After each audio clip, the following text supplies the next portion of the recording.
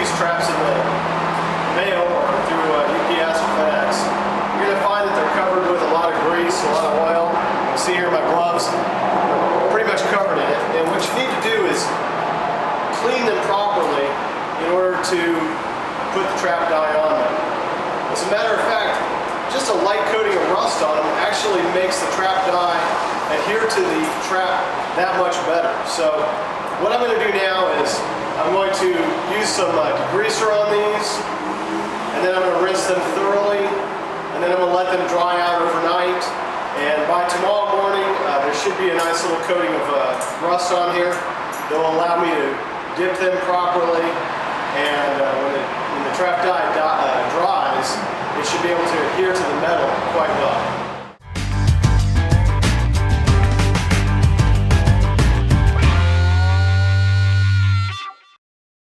Yeah, I've got this section cleaner.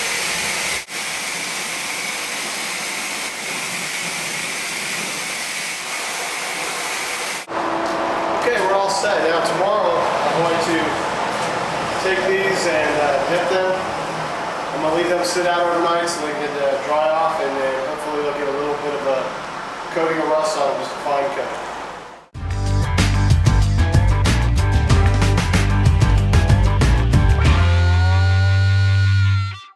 Okay, so yesterday we pressure washed and degreased the traps.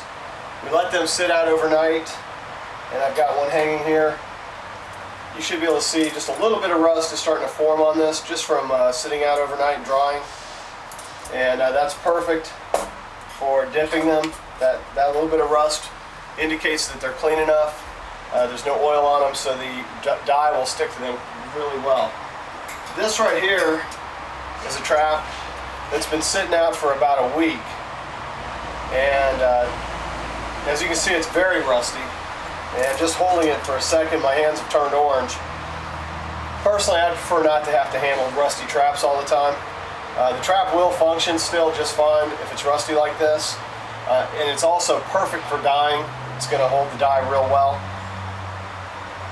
I would suggest dipping them if you can. It's inexpensive. The speed dip, you can get a quart of it fairly inexpensively. We carry it. And you mix that quart with 1 gallon. You can use Coleman fuel, you can use regular gasoline. If you live in an area that has that 10% ethanol, don't use that, but regular gasoline, unleaded gasoline works really well. It all evaporates away and is not an issue as far as scent or anything. So once they've hung dry and had a chance to let the gasoline evaporate away, they're perfect to use at that point. So I'm going to use the camping fuel because that's what I have on hand. I have a bucket here to put the mixture into, and then I have a little cup here just to make sure that I can keep dipping it and covering the trap thoroughly to ensure that I have a full coverage of the entire trap. And then the last thing is the trap dye is reusable, so if you use it and you still have a bunch left over, you might want to have a container that you can seal up or store it in so that if you have future use for it, you can use it in the future. So I'm going to go ahead and set everything up to dip the traps, and I'll be right back.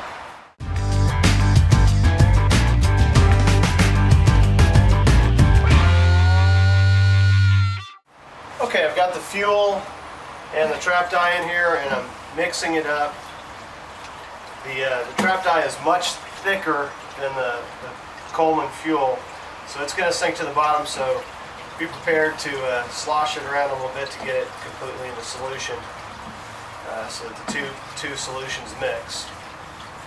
And once you think you've got it good mixed up, you can see it's a nice dark brown there. Then you're ready to dip your traps. Now, I made some, just out of some 12 gauge wire, I just made some hooks. And I'm going to just drop this down in here and flip it around a couple times.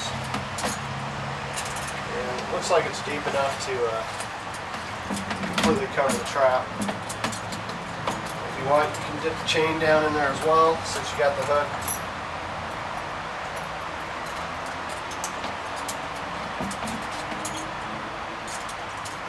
Alright, completely dipped. You can see a pretty good difference in the color. And at this point you just hang it out to dry. I'm going to go ahead and do one more. Do the rusty one.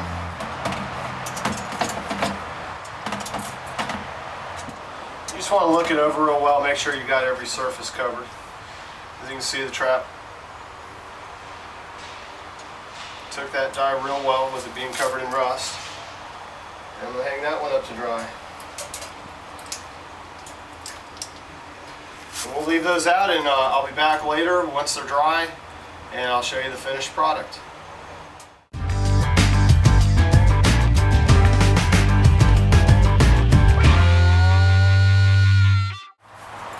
Okay, it's been about an hour. These have been sitting out in the sun. It's about 75 degrees. And they're nice and dry. You can see they got a nice sheen to them. They'll dull up a little bit when you use it. And this one here is the one that had a lot of rust on it. It looks like it could probably use another dipping. There's some areas where the rust was really heavy. The stain is really, the dye is really sticking to it well, but it probably could use a second coat just to make sure we got it nice and coated well. So I'm going to go ahead and do that now.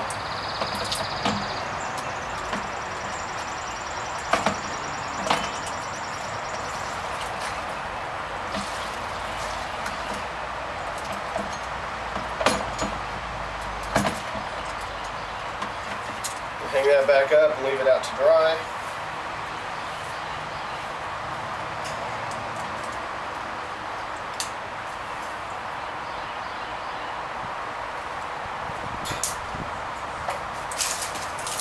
The last thing I'm going to do is I'm going to hang up one. This is brand new. Still has a tag on it right out of the box. Still has a coat of grease on it. I'm going to hang this one up with all of these others.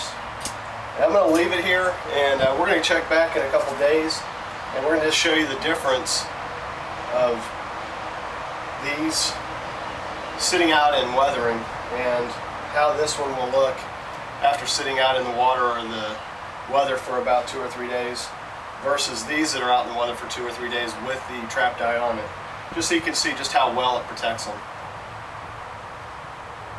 And I will be back with you guys in about 2 or 3 days.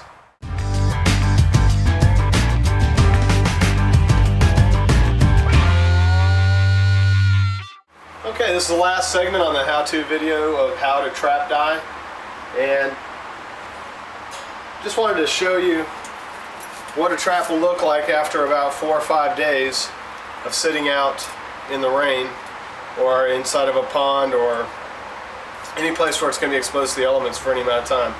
As you can see, the chain's getting rusty, the ring is rusty, and a good part of the frame of the trap itself is rusty. And again, as I said before, it's not going to really impact how well it works, but for a little bit of money, for as little money as it costs to dye these things look like they're brand new.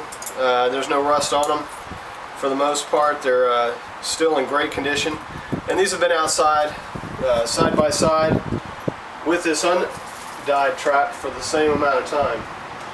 So if you want to protect your traps and keep them from getting rusty and not have to have your hands covered with rust or your gloves covered with rust when you're working with the traps, inexpensive, easy to do, you can trap dye them and protect your traps. So thank you for watching this how-to video from Bugspray.com.